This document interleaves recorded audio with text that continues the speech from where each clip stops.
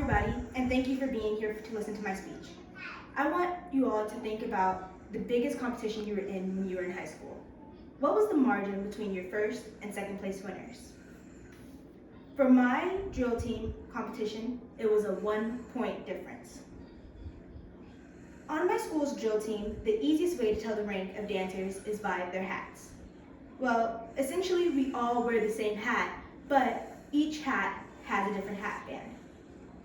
So, for the normal dancers on the team, they have red hat bands, socials and lieutenants get gold hat bands, and then our captain gets a white one.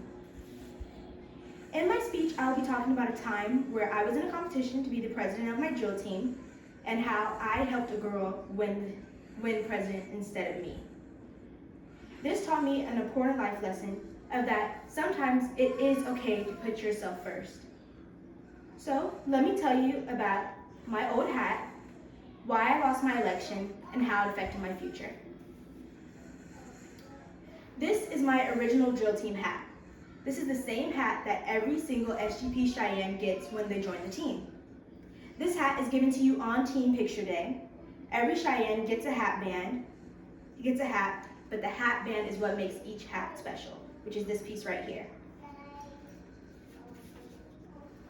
One bad decision changed the fate of me getting a better hat band and a different rank on my drill team. Our hats are essentially the most important part of the SGP Cheyenne uniform.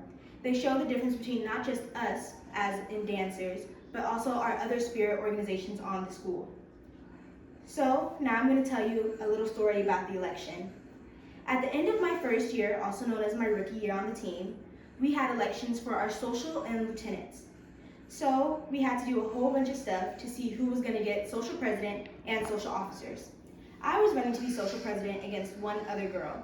And to make a long story short, I voted for her because we were allowed to vote even though we were running.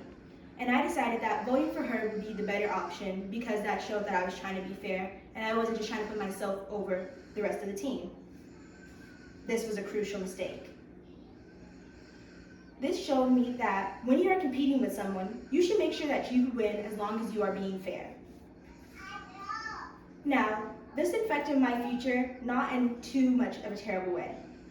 Me not getting social president wasn't as bad as it could have been. I was still able to become a social officer, but it just wasn't the position I wanted. The lesson I learned from this is to never interrupt your enemy when they are making a mistake. Now, this quote is something that I found and I really related to. And by research done by Quoter Search in 2010, I found out that nobody really knows where this quote came from. There are 3 possible options: Napoleon Bonaparte, Haley Barbour, or Woodrow Wilson. But nobody knows the true origin of the quote because there are so many different versions of them and none of the originals were ever written down.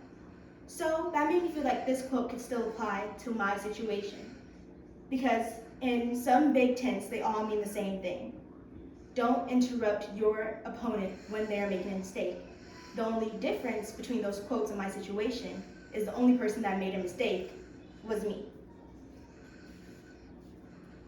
Without my hat and hat band, I might forget the importance of my mistake and to make sure that I always put myself first as long as I'm being fair with my other decisions. This hat and hat band has also showed me the reasons of why I lost my election and how I changed my future. Thank you.